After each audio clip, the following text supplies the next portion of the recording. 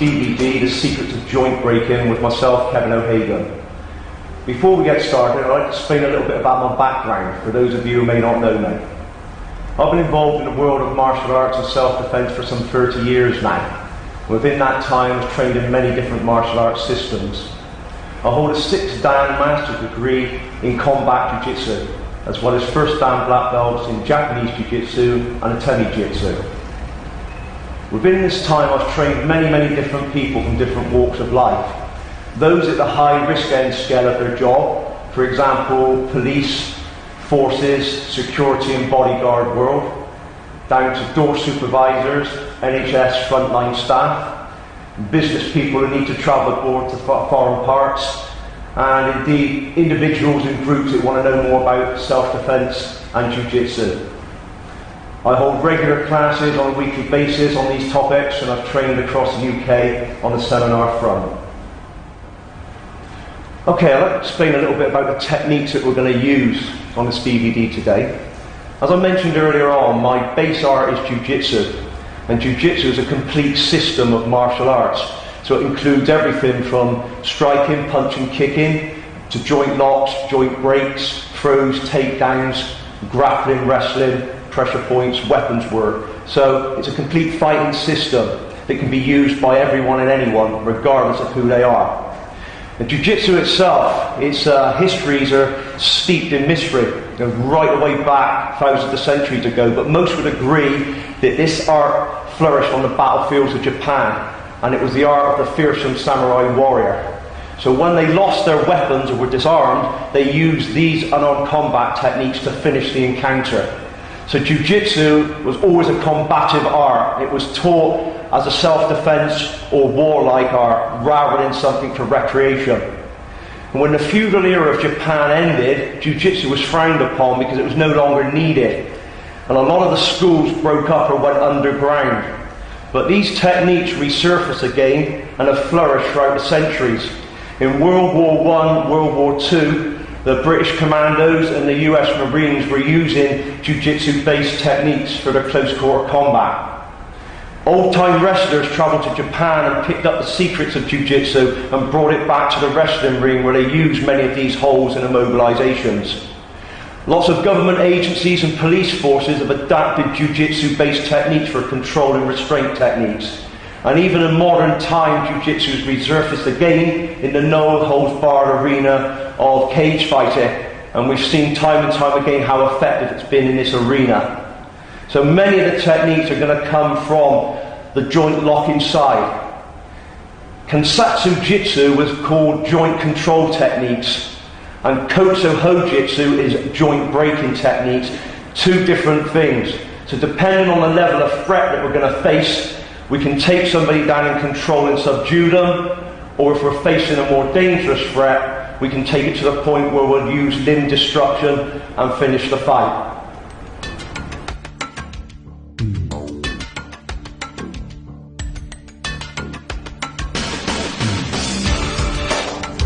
Okay, when we talk about joint breaking techniques or joint control, I teach it by using the 3 S's. This is submission, subdual and survival. And again, depending on the threat that we're facing, we will use one of these 3. Let's look at the first one first of all, submission. Submission means to make somebody surrender under your control. And normally this is used in combat sports, where you see somebody tap out on the mat if they've been caught in an arm bar or a strangle or a leg lock. And it's known as an honourable tap, which means the person lives to fight another day without that technique taken to its conclusion. So it means they walk away without their joint broken. But outside the realms of combat sports, submission technique really doesn't exist because there's no tap out on the streets. The only thing that you may encounter is a verbal tap out where somebody will say, look, I've had enough, I give in. But the problem with this is, when you let them go, you're never sure whether they want to fight again. And in my experience, I've seen people get up off the floor and want to take another swing at you, or maybe reach for a weapon and up the ante. So if you use submission techniques on the street, you've got to be very careful how you release the person and where you're standing in regard to them. It's all about awareness and being switched on. So what I prefer to use is subdual techniques. This is where you will bring somebody under control with pain, even though they still may want to fight you. It's a different principle. So that guy on the floor may be still struggling, and in his mind he still wants to fight, but because of the pain that you're applying to a certain part of the body, he no longer can do this. Now the police use this a lot in arrest techniques. When they take somebody down to cuff them, they will hold them and subdue them long enough to get control.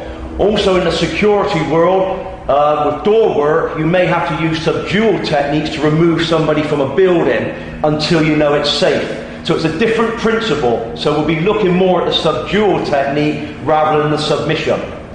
The final S, survival, is when you're fighting for your life. This is a different thing altogether. So if somebody pulls a weapon on you, or you're facing more than one opponent, or indeed you're just facing your worst nightmare in front of you, it could be somebody twice your size, twice your weight, waiting to pull your head off, then you need to take these techniques to where we use joint destruction. This is where we're going to break the techniques, combine them with ballistic striking to vital points, and take them under control straight away. So we'll be looking at a little bit of each of these today when we get into showing the techniques.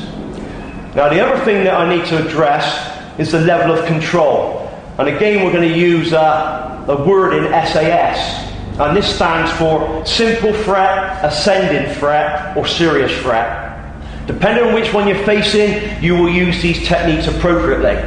So if you've got somebody who's maybe had a few too many to drink and they push you around a little bit, you may just take them under control if you need to do that without any serious injury.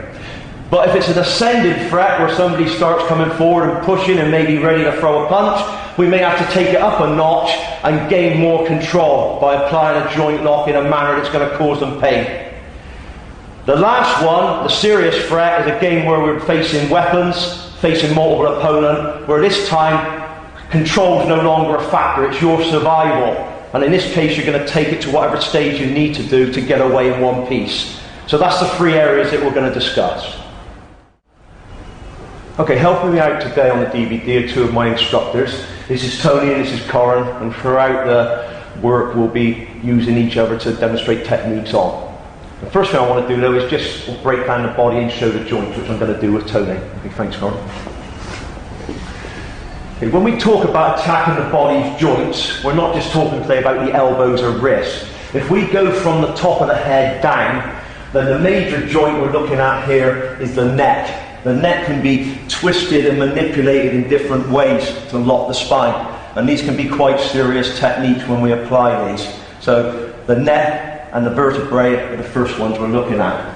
As we come down the line to the outer side of the limbs here, we're looking at shoulder, elbow, wrist and fingers. Okay, so we're looking at a complete arm rather than just, say, the elbow itself. And we'll be looking at techniques for these.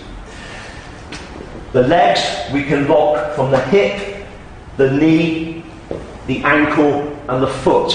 And along the way you're also going to get some nerve pressure point attacks in there as well. So the leg can be attacked from the front or the back.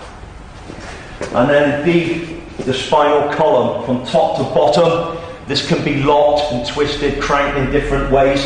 And it can be used individually or as a combination of holds. So again we'll explore these avenues in a moment.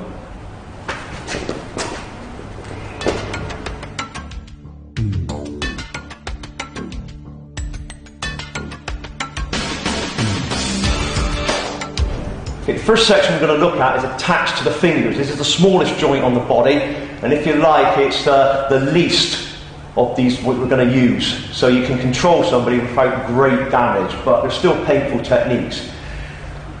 The scenario we're going to look at first of all is somebody who's pointing a finger at you. They're aggressive, they haven't backed off, you've tried to talk them down, they still want to fight. And you feel that the next step is they may step in and grab or throw the punch. So we're going to take them under control with this joint lock. And what I'm going to do, I'm going to just demonstrate it a couple of times at speed, and then I'll break it down and explain a little bit more about it. And we're going to do this in a scenario-based technique. What the fuck are you looking at? What's the matter? You! Just calm down a minute. I've got no problem. Come on, fucking come on!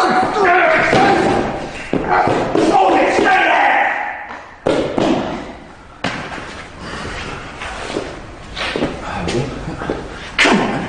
Come on! I don't want any trouble with You you. fucking got it now, come on! No! Get down, stay there!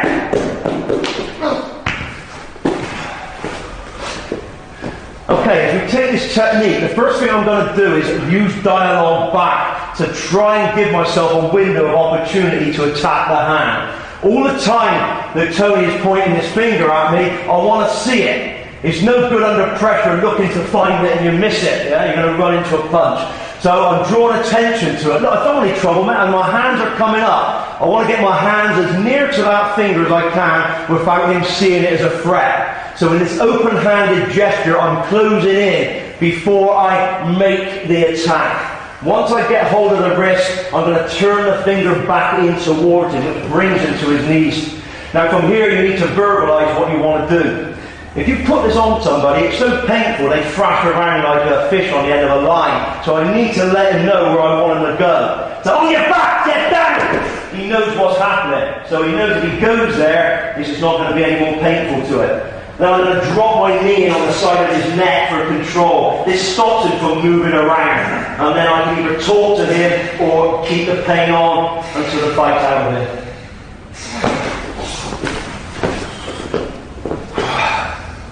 Now I'm going to show you a close-up of this actual joint lock. When I take this technique, remember your hands have got to be reasonably close. You're going to move in, clamp down on the wrist and hand. It stops him from pulling it away. Your hand will come forward this way, grabbing and over the top. So you're forcing pressure back towards his body. This is where he's his weakest. As I continue pressure, it forces into his knees. Then you will tell them to carry on. Onto your back as you drive the person down. Then from here, we get that point of control with the knee on the neck and you hold them.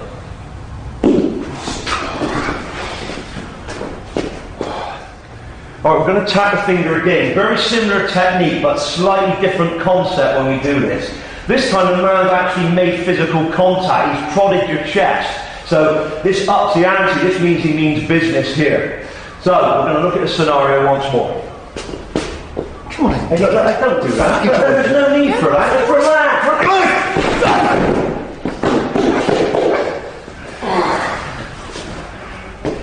Okay? This time I'm going to use a different concept. As the man prods my chest, I'm going to bring attention to it by saying, look, don't do that. So when I see his hand, it gives me a chance to grab it. I'm actually looking at it. Once it's there and it touches, the same thing, down we go. This time there's two fingers rather than one. It makes no difference. Whatever's there, go for it. And follow it with exactly the same finish.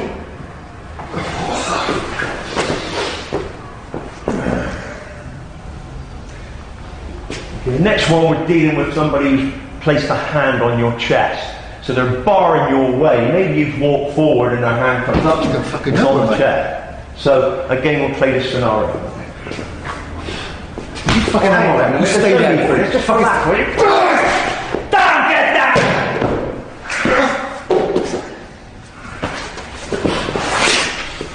Okay, let's slow this down and have a look at it.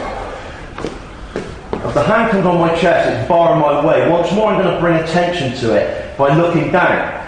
Look, what are you doing? So it allows me the chance to come in. My hand comes over the top, grabs the wrist, and then I bend the fingers downwards. Once again, I'm going to take him to his back for control, kneel on the head, and come for the finish.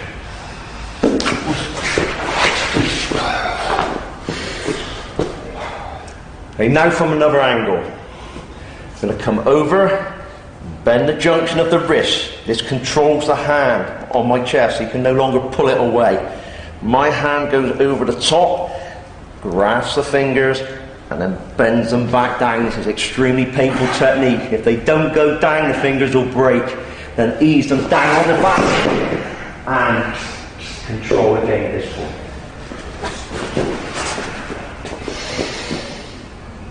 Okay, this next technique is from the rear. Corin's going to demonstrate this for us. So first of all, let's look at the attack.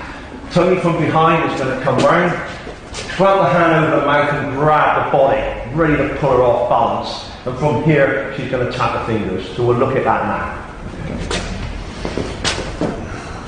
Fucking move!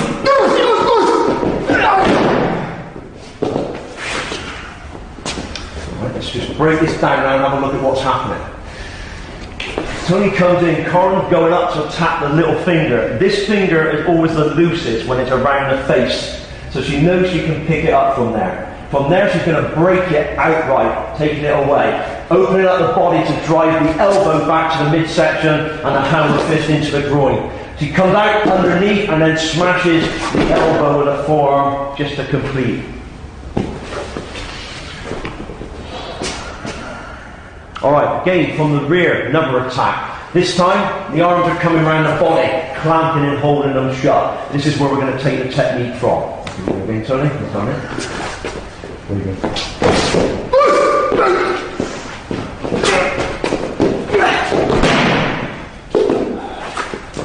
Okay, let's break this down and have a look at it. The attack comes in, first of all, Corin uses the rear headbutt to the nose to loosen the grip. Stomps down onto the instep. Now she's going to attack the fingers. She'll separate and pull the fingers apart. Come out, put pressure on to bring Tony up onto his toes, and then use a stomping kick down to the knee joint to complete. Now for a close-up of the hand position. From here, both sets of fingers are being bent apart, but also being separated. So the skin between the fingers are being pulled and ripped. From here now the pressure is all the way up the elbow to bring him up on his toes for the finishing kick.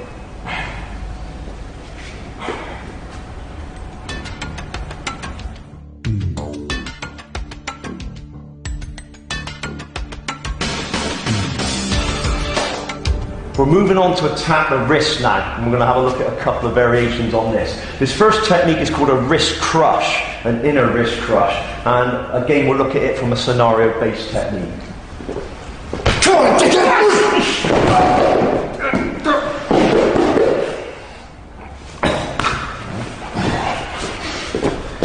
Now let's break this down and have a look at it. Tony comes in and grabs my lapel. The initial danger is what he's going to do with his hand. So from here as I clamp, I'm going to strike onto the side of the face using the heel of my hand against his jaw. I come up, peel the grip away and drive it down to the floor. As soon as he's down, I'm going to get control, kneeling on the head, and I'm going to swap my grip over into a figure 4 wrist pin. I hold and then I pull up against the wrist joint to get the finishing control.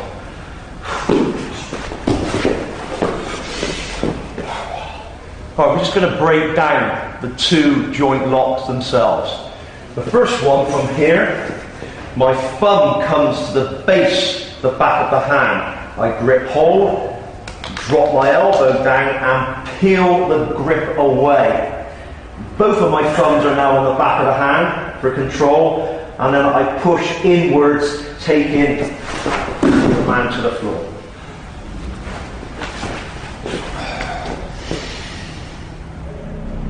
Right, this is the conclusion of this technique. Once I've put my knee onto the head, I'm going to change my grip. My hand comes over to the top of the wrist and my other arm feeds through the crook of his elbow and joins my own wrist. From here, with the wrist, forearm and elbow vertical to the ceiling, I lift up, putting pressure on the wrist joint.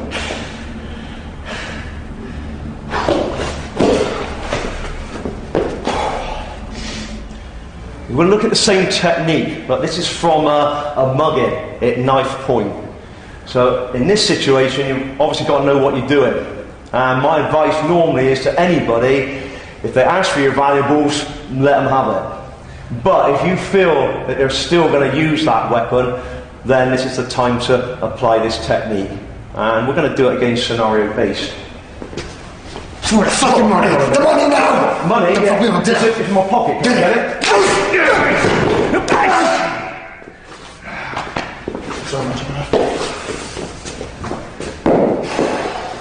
Slow this down, let's have a look at it again. Now, two things are happening here. Not only the physical technique, but how I'm leading this guy's mind away from the weapon. When Tony asks for my money, I'll talk back and say, all right, you can have it, it's in my pocket here. Now what this means is he expects my hand to move. He's going to see it come down, looking to go to the pocket, but in fact, it's coming down to clamp the wrist and pull the knife away from my neck. The elbow stays in tight, so there's no danger of the neck being cut. That palm heel smashes the jaw again, and once more I'm going to take him to the floor. Now this time, because of the seriousness of the technique, rather than trying to control him, I'm going to smash the back of his hand with my knuckles and disarm the weapon from there. And then I've got it and move away. Okay, same technique from a different angle. My key. It's in my pocket. Can I get it? Yes! Yes!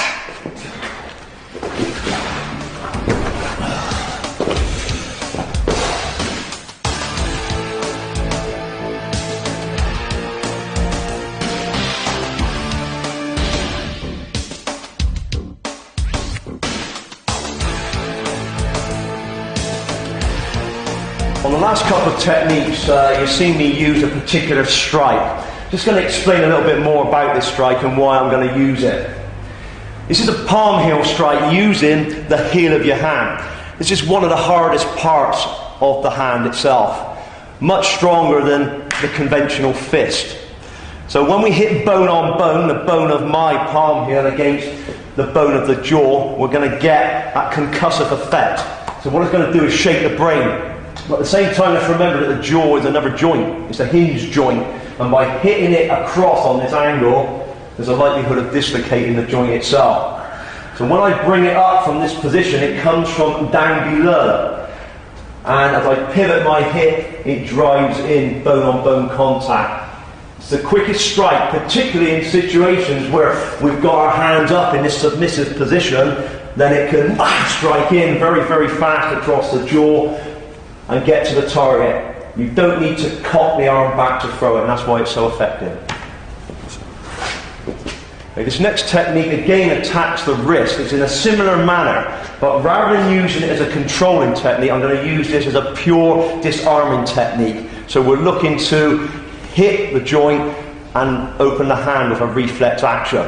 And again, this is what we're going to look at from the knife. How about this then? Hey mate, I don't want to control it. Fucking good now.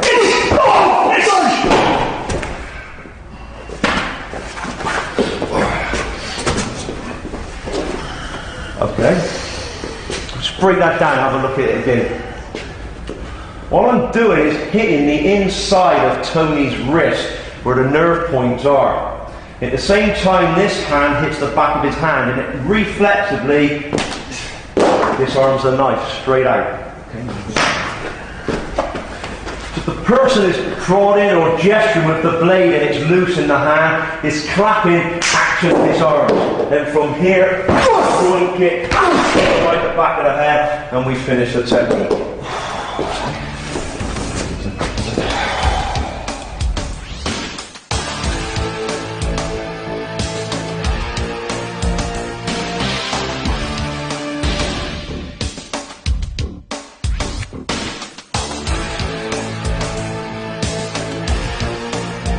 This next technique we're going to look at is a reverse wrist crush. And again, we're going to look at from a grab and hold. Come on!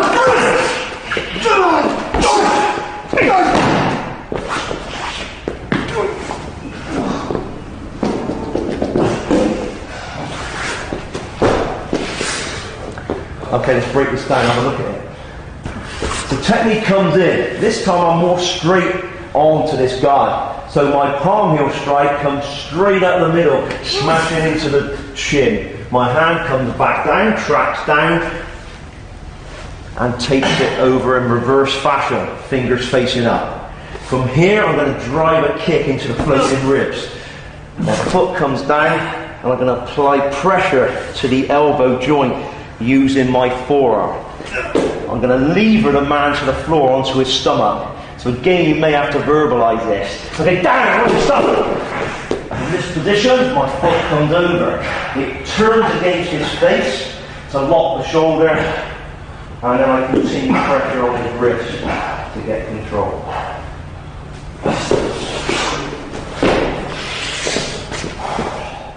This next technique is a control and restraint technique which will move somebody, physically walk them out. So if you need to take somebody out of a room, exit them out of a building, this is a great hold to control that person with and lead them away. And we call this a fun come-along hold. And a come-along hold was a term used particularly many years ago by police to walk a criminal away. So this is how we do it. Okay, let's walk.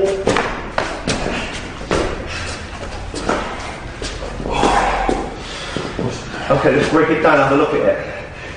Same start as the last technique. I'm going to palm heel, slide down and take the reverse wrist crush. At this point, if I feel the man wants to stand up on me, I'm going to bend his elbow, turn his fingers inwards towards his armpit and clamp that elbow low in my midsection.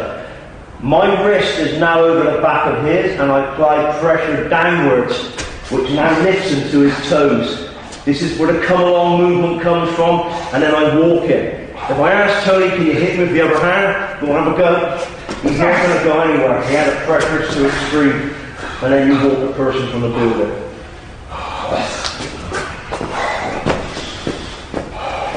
Okay, let's look at this from another angle.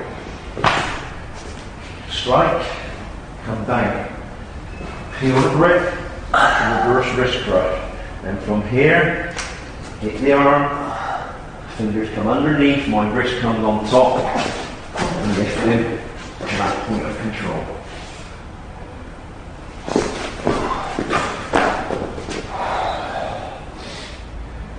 This next technique applies pressure to the wrist in a very similar manner to the last one. This is called a gooseneck wrist lock, and it causes a lot of pain, and once more you can move somebody away with it, or you can finish it. We're going to look at this from a knife hold-up once again. Hang on a minute, it's in my pocket, I'll get it, I think, just relax. Drop it!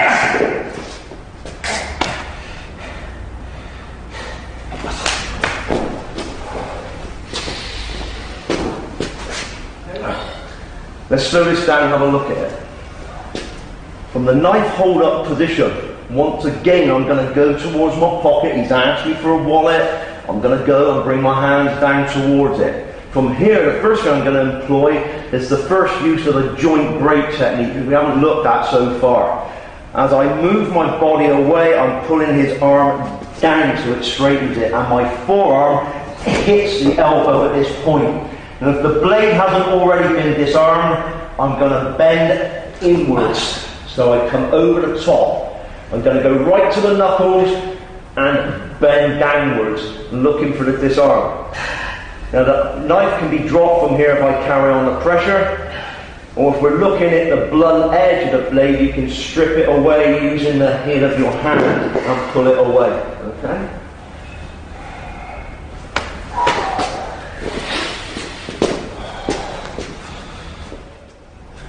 Alright, this next technique, again we're going to tap the wrist but in a different manner. We're going to apply a cranking movement which turns the wrist back on itself.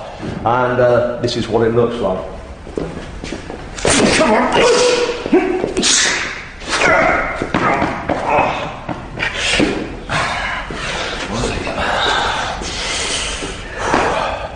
Okay, let's just look at this and slow it down. From this position, again, I'm going to drive that palm heel into the face. Come down as before to the reverse wrist crush position. But now, instead of bringing him all the way over, I've still got him standing. I'm going to bend the inside of his arm by using my forearm this way, which bends it in. Then this hand comes over the top of his fingers and cranks it back towards his face. We've got control at this point. If we want it to follow in or to strike, we can do so, or just push him away and disengage.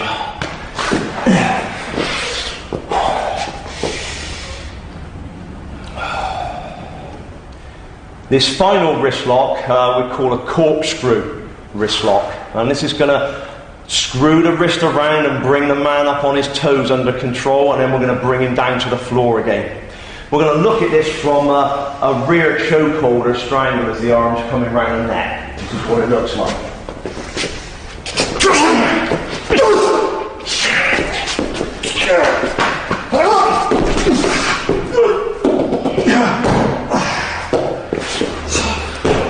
Okay, let's slow this down. Let's have a look at it. The arm comes around the neck. I'm going to get my fingers inside, giving me a breathing space, and keep the elbows low. Initially, I'm going to strike back with the elbow into the midsection, which opens his hand out. My hands are going to come on top. Now I'm going to move my body around and corkscrew his wrist up towards the ceiling. This brings him up on his toes. So again, if I want to finish from here, I can strike or hit the knee. But in this case, I'm going to take him to his belly, step him round the front, and drive him back to his face. And from here, I continue the pressure.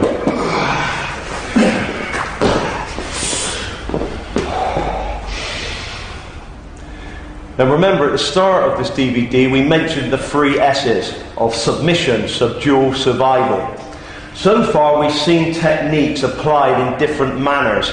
Now, depending on the threat, we can take this to whatever conclusion we want. So it doesn't mean that every occasion warrants you breaking somebody's wrist or arm. So, not every 2 situations are the same. Sometimes you may have to go for the high force option, particularly if you feel your life is being threatened. Remember, against the knife, the technique you've seen so far, we up the scale in the way that we finished it.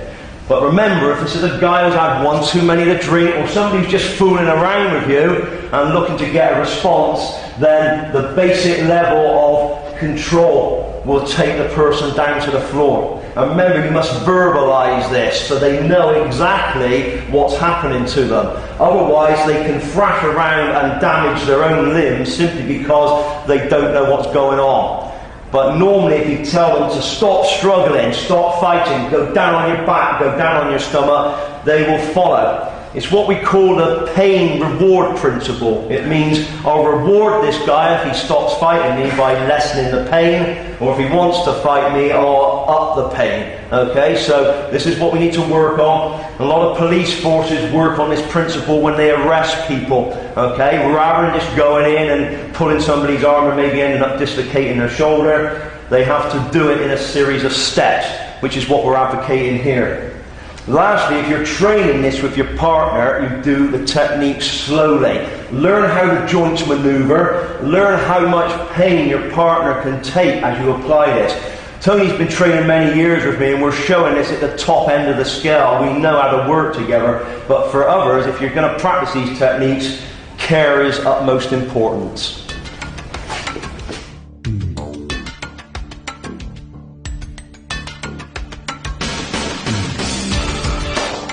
We're moving on now to attacking the elbows. These are direct attacks to the elbows, and again we're going to see some as control, but others as breaking techniques. The first one we're going to look at is an outer figure 4 elbow lock, and we're going to do this against a knife attack. Again, we'll do it scenario based. Oh mate, come on. No, I'm going to trouble. Come on!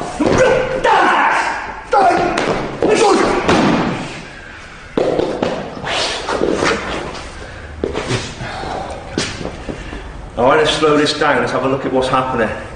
As Tony makes the first couple of jabs, I'm backing away and I'm going to protect my body. Don't ever reach for a weapon, otherwise you're going to end up cut. So I'm just going to keep away and use my arms as a shield against my body. When he makes the third committed lunge, I move to the side. His own momentum has brought him right away through here, so that his elbow is already locked against my chest. To set this up, I'm going to throw the elbow strike into his face and step across his centre line. This cuts this side of his body off, so he can no longer strike me with this hand. Now I'm going to twist the wrist, bring my arm underneath, and corkscrew that elbow so it breaks and disarms. From here, I continue my movement and hit him with a spinning elbow on the base of the skull.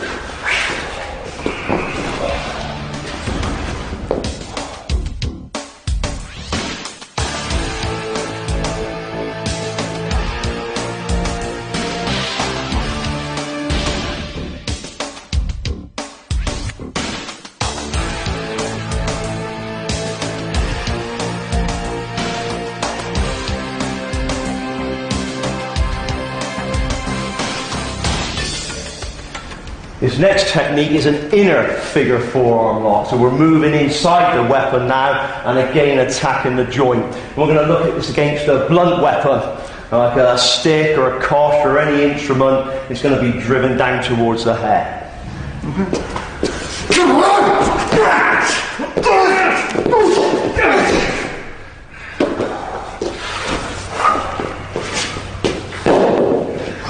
Okay, let's break this down. Have a look at it. As Tony comes down with the strike, I must move in and attack him. If I stay back from this, I'm going to get hit. Forget any of these types of blocks. They're not going to work for you. You're just going to break your own hands, and whatever this is going to come through your head. So, slowly, Tony, as it comes in, I'm deflecting it over. Coming down, cutting round, stepping in, and applying pressure to his elbow. Immediately the weapon's gone.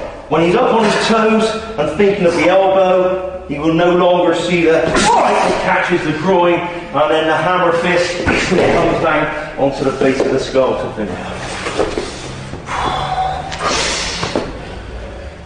Let's look at this from another angle, paying attention to the inner figure four elbow lock itself. So, I'm going to move in and attack the arm. Come around and loop the elbow. Take a step through and join my hands. This one onto the top of the shoulder, this one underneath the elbow joint. Now from here, I'm going to rotate the bone of my forearm on the thumb edge as I push upwards. And this gives me this arm. Now from this position, as I said before, I've got rid of the weapon. If you want to let the man go, you just push him away. If you need to follow it up, particularly if there's more than one person, then you would carry on with the strike combination.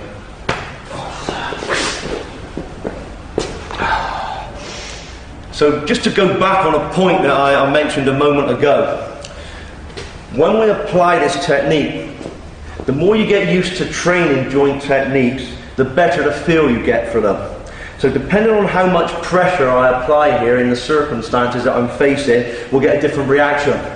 So if I want this man to drop the weapon and he's going to comply and I can subdue him, remember that the second S that we're talking about, then I take it to the point where I will verbally ask him as I apply pressure, drop the weapon, put it on the floor, drop it, and he'll do so.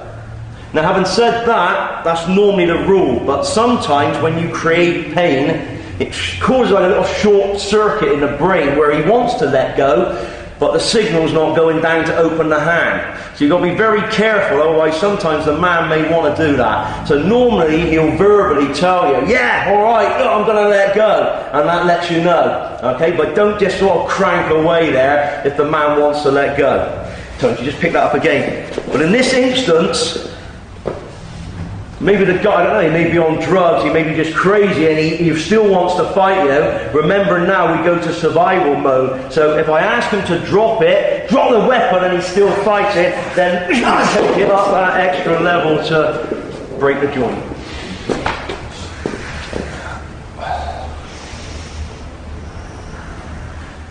The third one in this series is a reverse figure four elbow lock.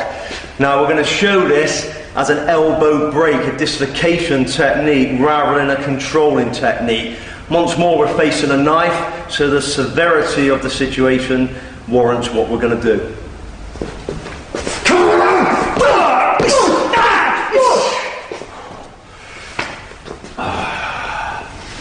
Let's look at it again, let's just break it down slowly. This time the swing is coming to the side of the neck. It's like a hacking swing to slash the neck or the face. I'm going to step inside that arc and block it with my arms to protect my head and face. From here now, I'm going to drive the elbow back to the face, step over and break his joint at this point. Now using this movement that I've got, I'm pivoting to hit him with the elbow and send him back.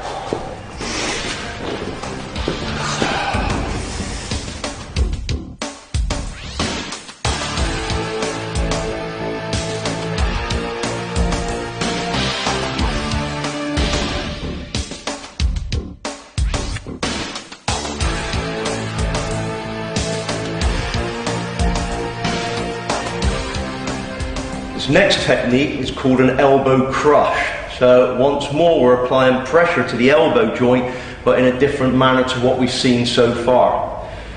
The first technique we're going to look at is from, again, a knife hold up. It's in my pocket, alright, I'll get it, just relax. Down, get down!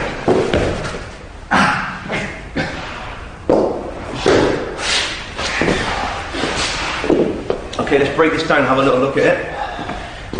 This time as my hands move down to my pocket, I'm going to deflect the blade away from my stomach. I'm going to grip hold of the wrist, top and bottom, and roll my elbow over the top and clamp Tony's elbow in my armpit. Now it takes very little movement, I'm just going to show you this here, to put pressure on his elbow to snap it. It's really its extension point and the tendons will go. So at this point I'm using it to control the man. I'm putting steady pressure, asking him to go down on your knees, drop that weapon, drop it, so that I've got control. Now although it looks like there's nothing going on here, this technique is extremely powerful, so be careful when you train it. Now what I want to do next when we come back is show you another version of this.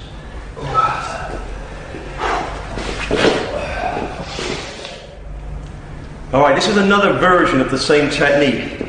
This is taking it to the extreme end of the finish here. So this time the elbow is going to break, but also the man's going to hit the floor at a great rate of knot. Now I'm going to have to slow it down slightly and take the pressure off the elbow to make this technique work. Otherwise, it's, even in training, it's very, very dangerous. Let's take it.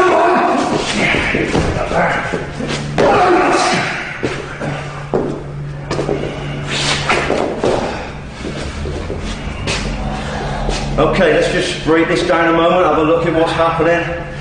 From this point, everything's been the same. I've got to here, I've asked the man to control, but I can feel he wants to fight me. I'm going to drop my whole body weight down onto his elbow by literally just taking my feet out from underneath me.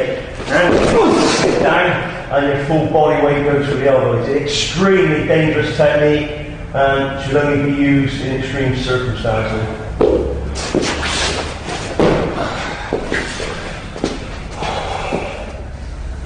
The next technique is called an elbow lift. We're going to elevate the elbow joint up and then lock the arm completely. We're going to look at this from a grab on the side when you're being pulled in.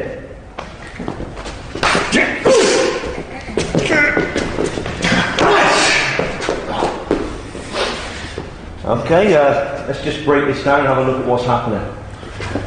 As I feel myself being pulled in, the first thing that you want to avoid is turning, because you're going to walk straight into whatever's in that other hand. So I bring my shoulder up and put my chin down. This protects the most vital points of my body. You can take a strike to the head, but the chin or the neck, if it's a weapon, you're going to have problems. As I feel his momentum pulling me, I'm going to hit him with a back knuckle strike onto the bridge of the nose. This sets up the elbow lift technique. I come over, lift his elbow and stretch it away from me. This completely immobilizes this side of the body. So again, if I ask Tony to try and hit me with the other hand, the elbow is going to pop. Now I can walk the man from here, or if I need to finish it, I'll pivot my hips and again use the heel hand technique to finish.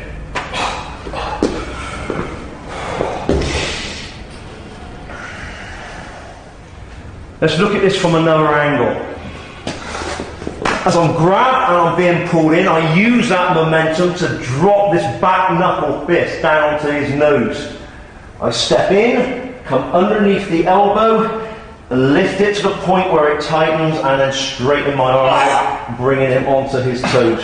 From here we can finish and walk in, or I can pivot my body to drive in the final strike if I need to.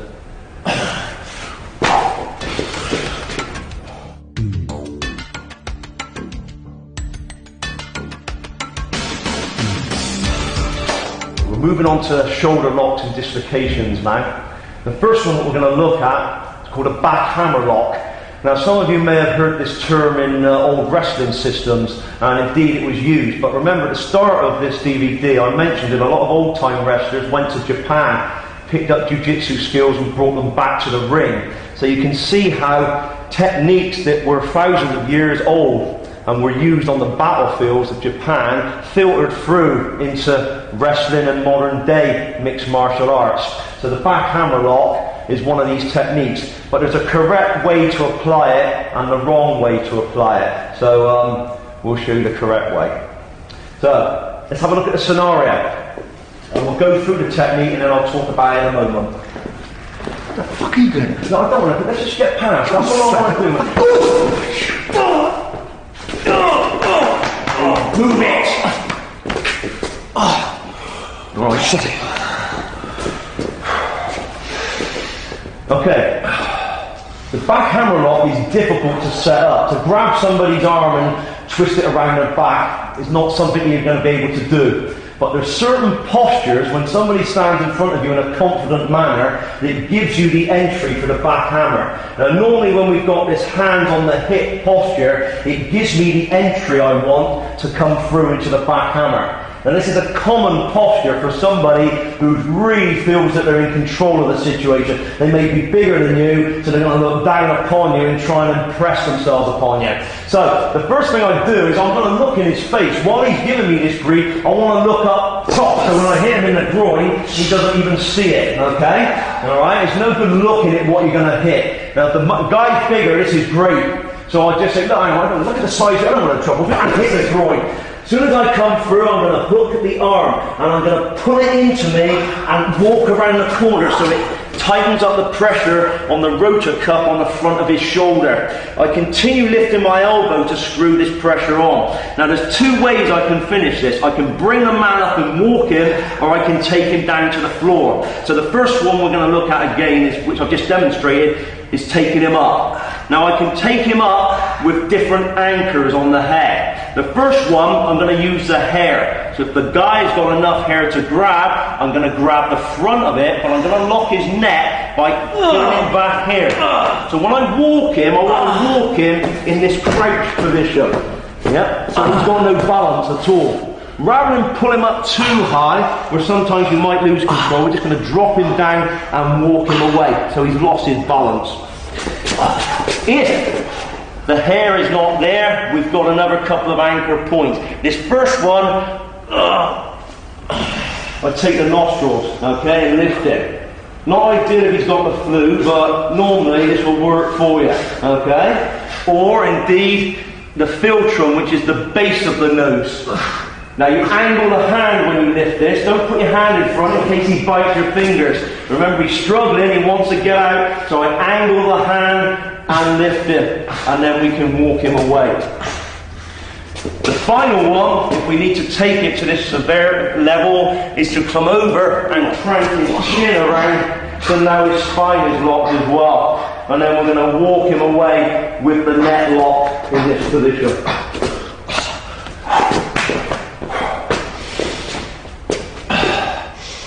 We're going to show a second version of this technique now, where I bring Tony to the floor. So everything's the same. We set up the groin strike, we've stepped through and applied the back hammerlock. Now we're going to bring the man down, face down to the floor. Now remember, if you're using it as a controlling technique, you don't want to smash his face into the concrete. So you need to verbalise what you're doing. A lot of these techniques will be used by, say, prison officers and prison service. Healthcare orderlies that need to take somebody under control. So it's not just necessarily, the average man on the street self-defense, all right? They're used all the way round. So in this case, I'm going to bring him down. Okay, to the floor. Down, on your face. From this position now, I'm getting down to this point of control. My hand goes between his shoulder blades, and I lift my forearm up, which puts pressure on the shoulder and tightens it even further. So by leaning in, keeping my weight on his back, I lift to this position here.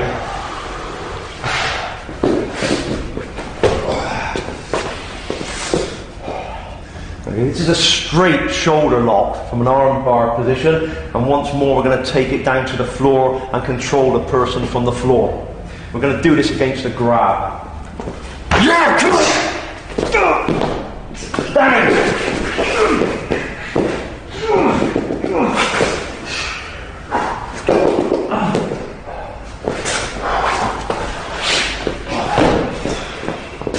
Okay, let's break it down, have a look at it. Again, I'm going to strike with the palm heel, come back down, over into our reverse wrist crush position, which we looked at earlier on. But now I want to put pressure on his shoulder rather than his wrist.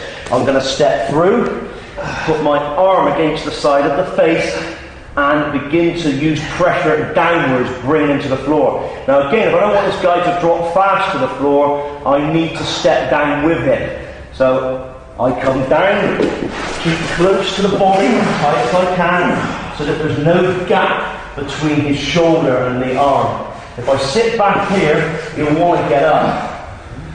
I need to take all the slack out of this. Now this is a holding technique where you can keep somebody down and hold them. So if you needed help or other help was on its way, you can sit and hold this guy here.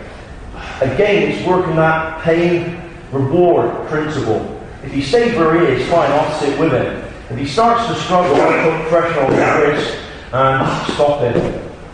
But at the end here, I moved into a neck crank where I put the arm up into my midsection and took it out of play, and then come round the front of his temple and twisting his neck across. And this locks the neck and spine area if you need to bring it up another level. Of course, from this position, he's vulnerable to finishing if you needed to finish the technique.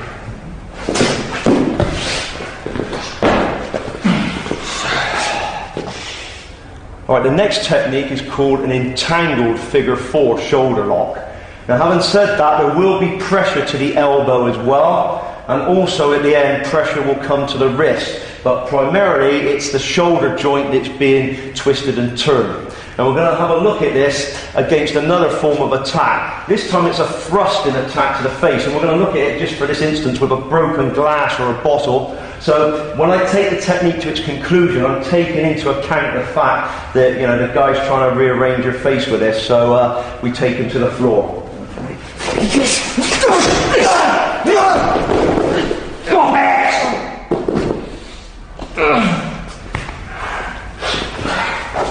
Okay, let's slow it up, have a look at what's happening. As this comes to the face, I'm parrying it away. It's going past my head. I'm going to step in and break the joint at this point. Now, if he hasn't released the weapon, my hand comes over, it folds it in, and I twist my hip this way, taking him over to the floor. Now from here, the knee comes on the face, as we looked at earlier on. But I've also got the extra bargaining tool now of this sharp edge in his face. And I want him to see it in his eye line, so he knows when I say drop it, he needs to drop it. Okay, drop it on the floor! And he lets it go. And when we come back in a second, I'm just going to look at another way of finishing this if we need to up it again.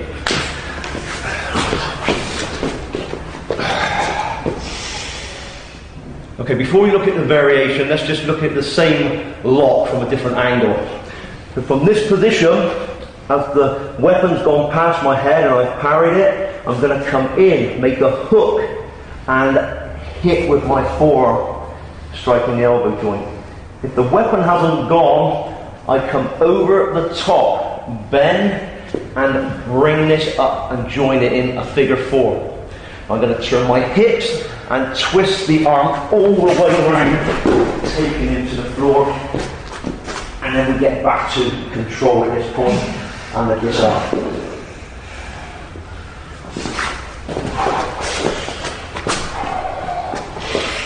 Okay, with this entangled figure 4 shoulder lock, we're also going to look at another conclusion. Now once more, we're looking at an extreme version of what we're going to do here. I don't recommend you go out doing this to people, but if your life's in danger and you really feel if you don't do this type of thing you're going to go under, then here's an option coming back, okay? We need to be careful when we do this. When I come through and make the deflection and the break, rather than taking Tony to the floor with this weapon, I'm going to drive it back into him. So now the weapon is going towards his face. So if it was a multiple attack scenario where somebody else is coming in, we might put that in there and go to the next person, okay? Also at the end of this technique on the floor, let's turn you around this way, Tony, if I can. I'll move your head. if I didn't want to control at this point, I'm going to put his wrist out onto the floor and downhill through his elbow, which will break the wrist and take his arm. So now there's your joint dislocation technique by using striking.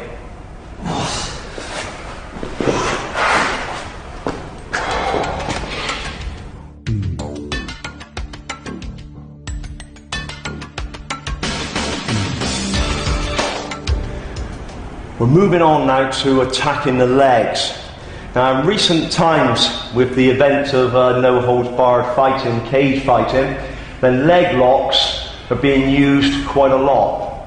Going back many years ago, the use of leg locks weren't known. So in recent times now, they're being used more and more. But these techniques originated as breaking techniques to the joints, to the foot, to the ankle, to the knee. So it stopped the person from getting back up again. So in the heat of battle, these techniques were used to break the joint.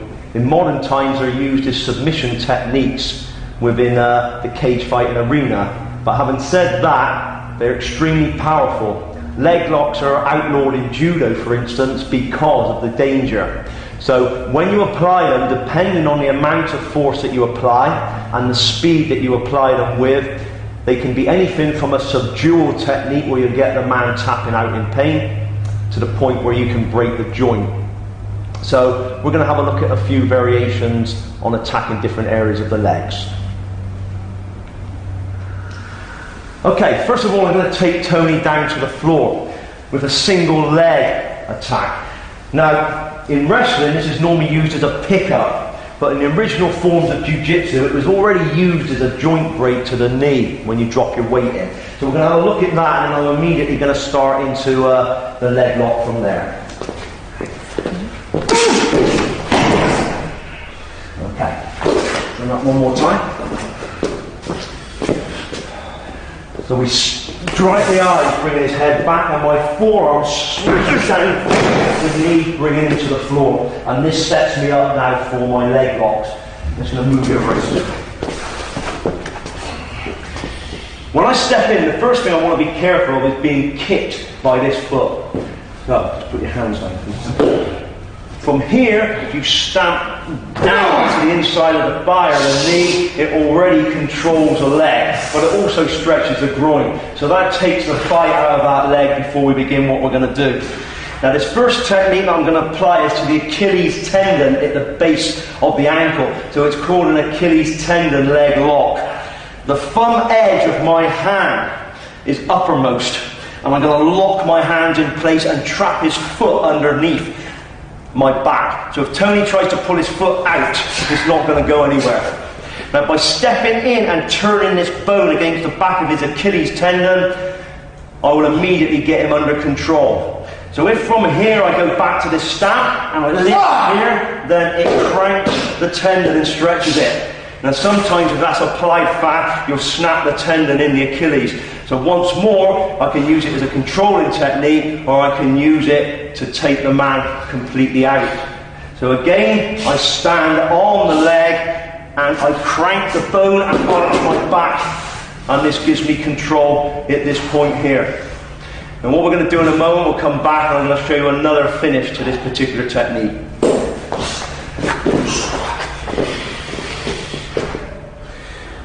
Okay, we're going to look at a different finish to this technique. This time, using the pressure on that tendon of the ankle, I'm going to take Tony over, turn him to his stomach, and I'm going to finish now with a combined leg and spinal lock. Again, this is extremely powerful. If you practice it, be very, very careful.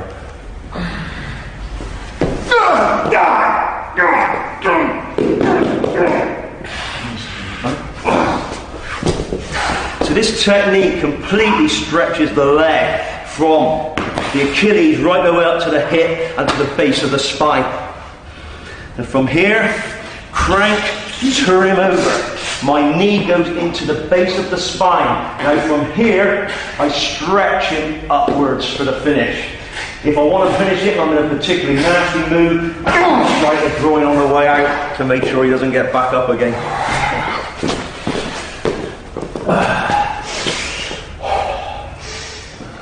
All right, we're going to have a look at the close-up of this actual lock on the Achilles, so we see exactly how to apply it. When I come over the top, I'm going to trap Tony's foot with my upper back. Then my arm comes around in a tight circle so that the thumb side of the wrist is facing upwards. So if you raise your thumb as an OK signal, that tells you you've got it on there. Now the bone needs to stay on there. This upper hand will join at the base of my fist. So this is your locked position. Now from here, to turn him, I'm going to step in and rotate that bone against the back of his Achilles as I arch my back and over. This takes him over. As I turn him, my knee will come down onto the base of his spine, and I continue stretching his leg towards his head for that final finish on the technique.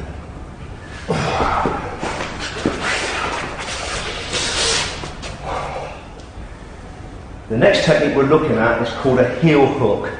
Now these are extremely powerful and dangerous techniques. They are allowed in cage fighting, but even then, the damage limit is there. You've got to watch out for them. But like I said, they're barred from other competitions because of the power of them. As a self-defense technique, they're a great controller on the floor. So if you find yourself on the floor with somebody, you need to subdue them, and you're holding on to the leg, then this is the technique to use.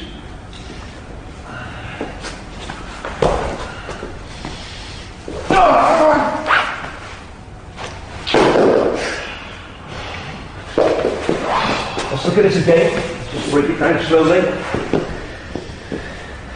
I'll start off in the same position as I had last time for the Achilles leg lock. I'm going to sit down to the floor and swing my leg over, turning my opponent onto his side. From here, my upper back bears down on his foot, which brings his heel up into the air. I'm going to hook it with the inside of my wrist and join my hands. Now from here, we're going to pull everything in tight and use your body to rotate. Normally the mistake made is that a person will use their arms. See how long it took for Tony's attack. You watch when I use my body. Okay, my whole body weight is rotating his foot around, and if you continue, it will break the foot completely. This is your heel hook from the outside.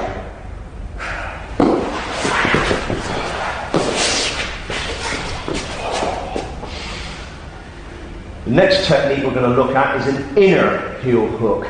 So again, it attacks the heel, but from the inside. Now, the danger of this one, it will also put extreme pressure on the inside of the knee. So when you twist the ankle, you've also got the added advantage of applying pressure to the knee tendons. So this one comes on really fast and bites in quite hard. So we'll have a look at how we do this. This time I'm on the outside of the foot. So again, we may be over and a man's trying to kick at you and we move to the side.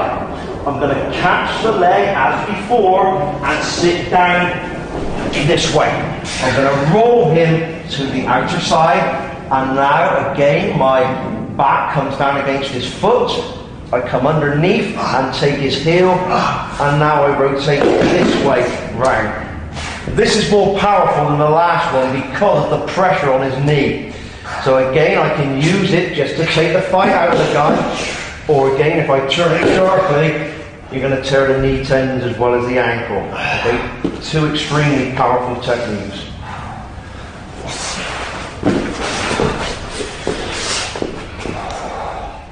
Let's look at this from a different angle. Again, I start off with the Achilles crush here. I sit down, roll to this side, opening out the heel from the inside. My back goes over the foot, I come underneath, join up, hook the heel, and twist this way.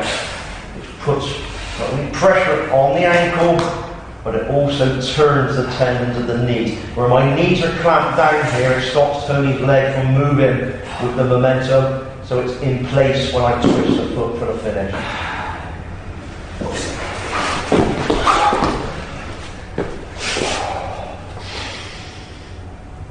here's one of these techniques at speed.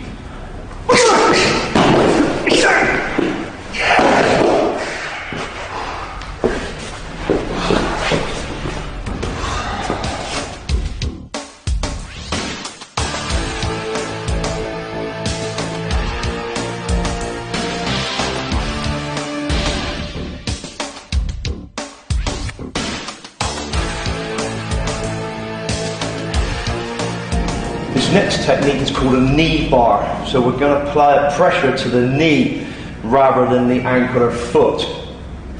A couple of different ways you can apply this. I'm going to show the mechanics of it and then I'll show it in application against an attack. From here, I'm going to go for the same opening move. So all these leg locks that we're looking at so far come from this opening move. So if you've got this one down, then you can follow the others. From here, I'm going to step over. I'm going to sit down to this position. From here, my legs will come together, pressure against the knee, and I lift my hips so it straightens the knee joint out, which puts on a powerful knee bar. Again, you can use this to subdue somebody, or if you really push your hips hard against it, the likelihood of popping the knee is there. Okay. We'll look at this again from another angle.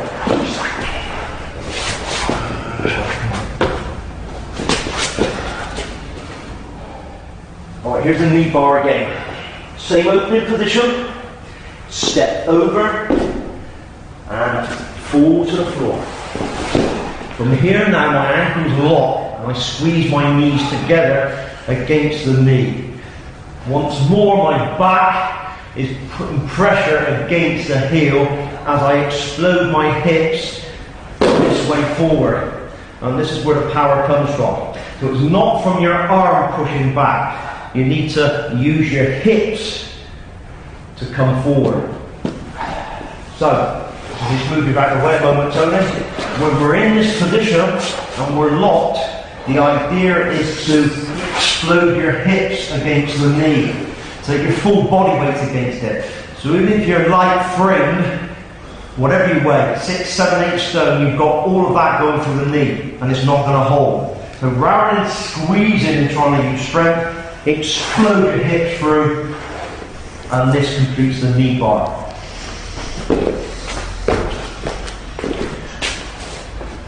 Okay, let's have a look at an application of the knee bar.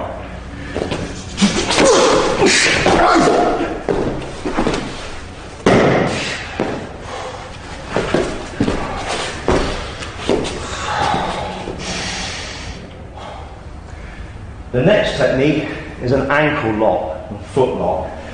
Now, attacking the foot or ankle, you've got to do it in the correct form. Otherwise, again, if you don't get the correct pressure, nothing's going to happen. But if we get the leverage right, then they become extremely painful techniques. For most people, they're not used to having their feet and ankles twisted and locked anyway, so it's a surprise technique.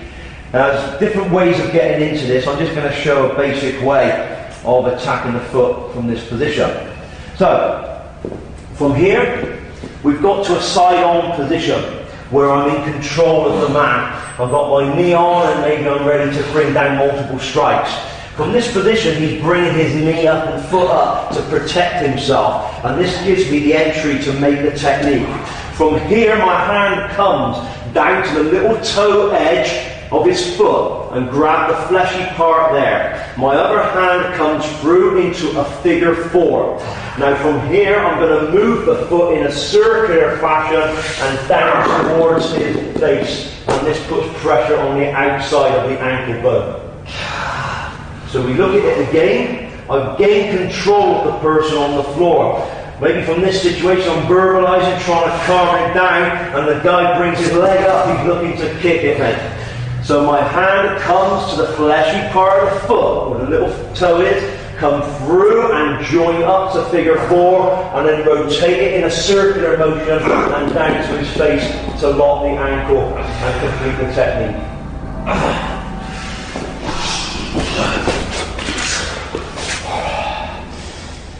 Alright, let's look at this from a different angle.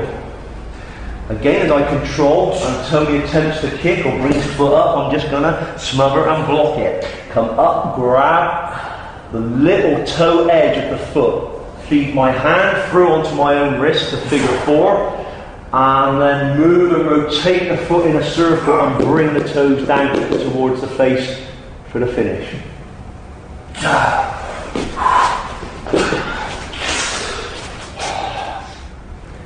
The next technique is called a step over toe hold, and this is used again a lot in old time wrestling. When we're talking about the real world of wrestling, where these holds were applied to punish somebody.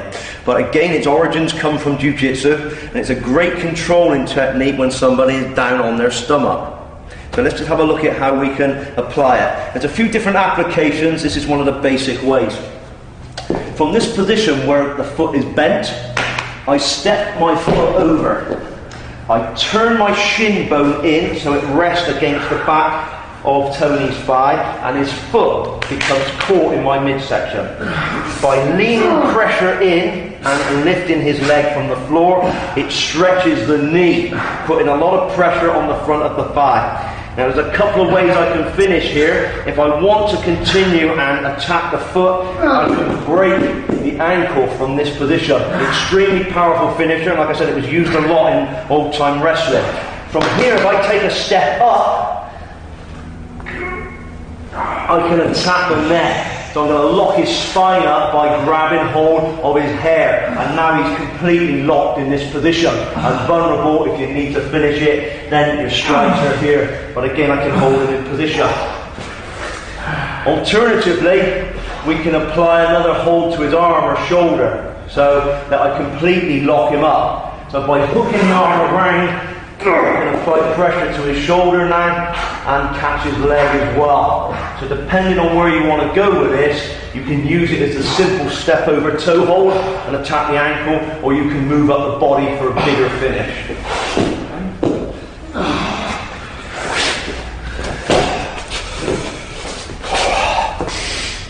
We're going to show an application of how to get into that step over toe hold using a takedown.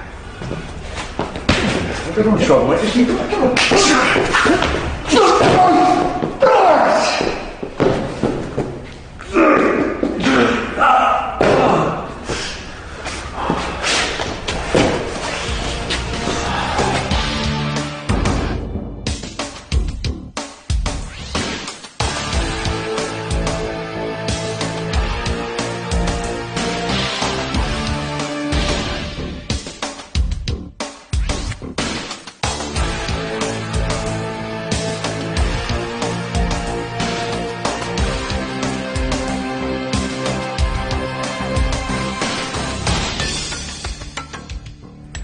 Right, back to the same prone position.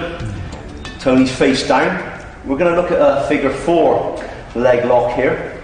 So from the foot end, we just look at how we apply it. We're going to cross the shin bone into the hock of the opposite knee. Now it's important that the shin bone goes deep into that knee when we do this. Then I'm going to step up so that the foot is against my chest. So this locks the foot in place. Now again, grabbing for the toes, I put pressure down to lock it in a figure 4 position. Now from here, if I want to increase pressure and get to Tony's head, then I'm going to kneel either side of his body so that the foot is completely locked into my pelvis. And from here, I'm reaching up now to stretch the face from this position. Or again, you can sit down and control somebody by applying pressure to the foot long enough to help comes. But obviously, again, you can see how vulnerable the person is to strikes if you decide to continue from this position. Let's just look at that fold up again. We take the shin bone and it goes into the hock of the knee on the other leg. Now you bend the foot from the toes. So sometimes if you're applying this, the guy may want to press his leg back down. If he's strong, it's like a sort of hamstring curling movement you'd use in the gym. Now if I hold him by his ankle and Tony bends his foot back, it becomes a little bit of a strength thing. if I push his toes and ask him to push back, now my leverage is going to beat him every time. So I step over, make sure I completely immobilise the legs, and then I can attack the foot or come up to stretch the head and neck from this position. Again, it's a particularly punishing hold on the floor.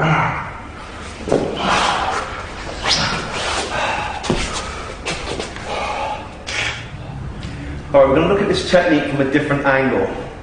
Now, so far, when we've been looking at the foot locks, leg locks, we removed the shoes, socks for clarity so you can see what's happening to the foot itself. But if the question's asked, will this particular technique, for instance, work if they've got trainers or shoes on, then yes, it does. It's the same principle, as long as you go up towards where the toes are. So, when we bend the foot over, step up to this position. Now I'm going to take my knee away so you can see what's happening. From here, if you go anywhere near the instep, then it's not going to move. And that rigid sole of the shoe just keeps the foot in place. That's what it's designed for. If you go up to the toes, put your palm against the toes and turn it over, then again it puts pressure. Now obviously you've got to put more pressure than if it was a bare foot, but if we lean it in and then step over with your full body weight on it, now you're taking it to snapping point, and it doesn't matter if the shoe's on there or not. Okay? So technique still works.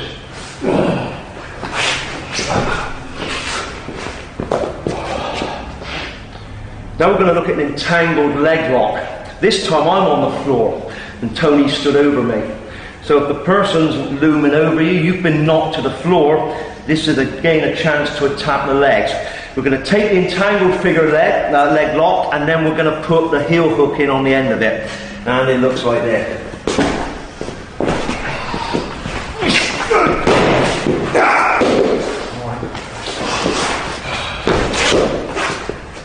Okay, let's just break this down a little bit and have a look at it again and slow it down.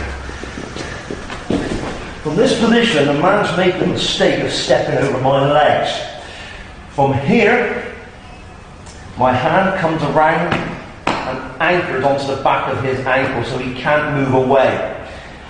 This foot will just stay on the inside of the hip. This monitors this leg and stops him from stepping over me.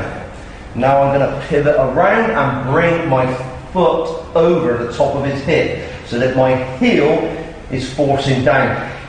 Now this puts pressure on his hip, his knee and his ankle, so it's like a complete leg lock here. I'm just going to join my feet and I'm going to push Tony this way over so he falls flat down to the floor. From here now his heel has appeared and it's an upright position to the heel hook that we've done earlier on. Now, if sometimes you get to this point and it's still not going to work for you, if I come inside here and grab his foot, and then I'm on a figure four ankle lock on that fully rotates the ankle around. So once you've got the leg captured, then you can start looking at various ways of twisting that foot to get the final finish. Okay, we're going to have a look at that one more time. From this position, one of my feet are already inside. Now he may be thinking of coming down to stamp on me, so I've got to watch that leg. So I'm going to put my foot in here. And obviously it allows me, if I want to strike, I can do this. Strike down onto the leg, isn't it? I'm going to push in, over the top, and take it down to the floor. From here, the heel hook is on its way. If I lose that, I'm going to push up on the toes as we've done before, figure four your arm, and rotate the foot all the way around to finally finish.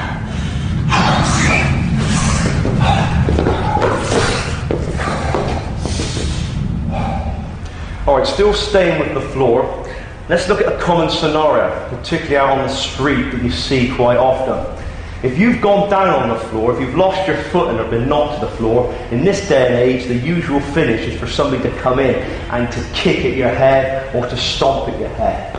And lots of people have been hospitalised because of this. Now, a little bit of basic knowledge of how to defend yourself initially on the floor is essential before you can even think about attacking their legs again. So let's just have a look at a cover position on the floor, and then we'll look at how it relates to being kicked. So first of all, I'll just do this without toning.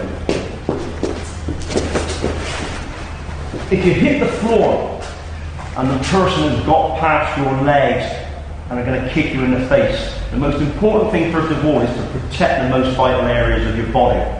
Now what happens normally, people will instinctively protect their head.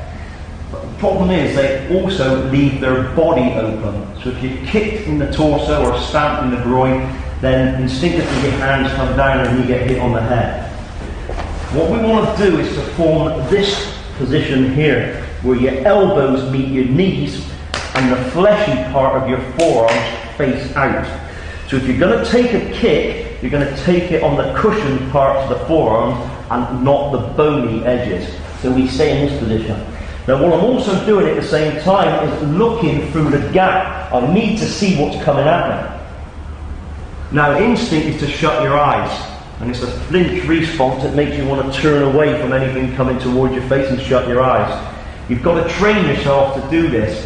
So if you had somebody stood in front of you, Tony, just very slowly, and to train this, you just slowly kick in at the face and blocking, coming back again. It teaches me to look at what's coming in without flinching away.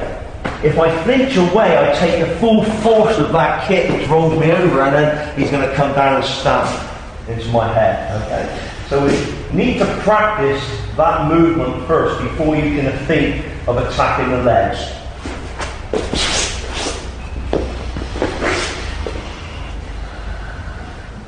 Okay, carrying on with this theme, we're going to look at a couple of techniques on the floor that you can defend against once you've stopped that initial kick. The first one we're going to look at is called a reclining leg throw.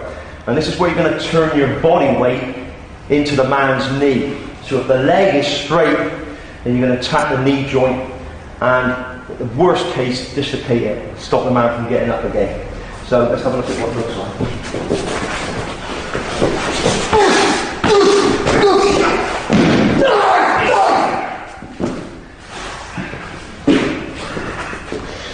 I'm going to slow this down a little bit, see exactly what's happening. When I defend this kick, initially, you may have to block it a couple of times. Then I'm going to move towards it, hooking the back of Tony's ankle with my lead arm. It comes over the top and my fist sits on the floor by the side of his foot. Now I'm going to roll my complete body weight into his straightened knee, taking him to the floor. Now, by leaving my back on here, there's a lot of pressure on his knee. But I'm going to continue this because I can't stay on the floor in this situation.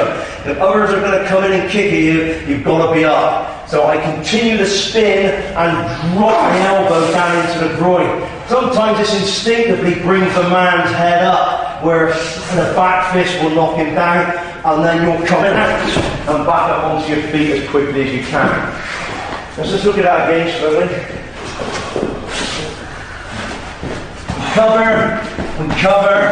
We move in, catch the leg, roll into that straightened knee. There's the pressure of my body, the elbow hits the groin, the back fist hits the face. And I'm on now.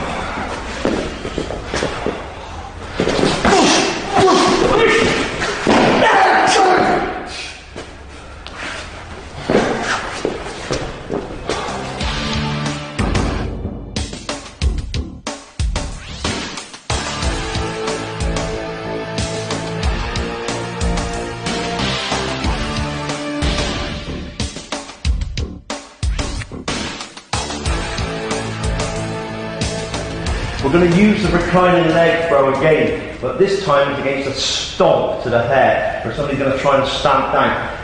This is more dangerous because the full body weight is coming down through the head, particularly to the temple or the ear. So once again, you need to be fast to stop this from happening. And this is what it looks like.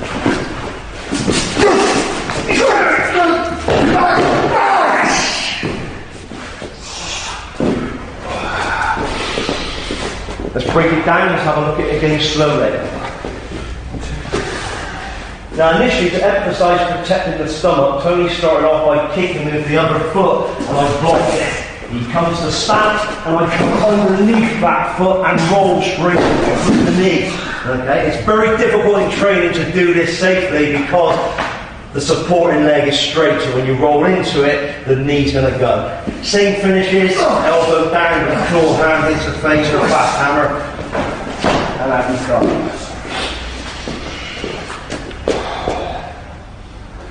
Okay, the final technique on this particular scenario, again we're going to look at blocking the kick. Now let's say that you've already taken some damage. You've been hit, you're hurt, the head's not clear and you've gone into survival mode. This is where now you need to make sure that you stop that person from continually kicking you. So now we're going to look at a technique. It can be a bit extreme, but it really works well, and then we're going to put them in a foot lock afterwards, okay?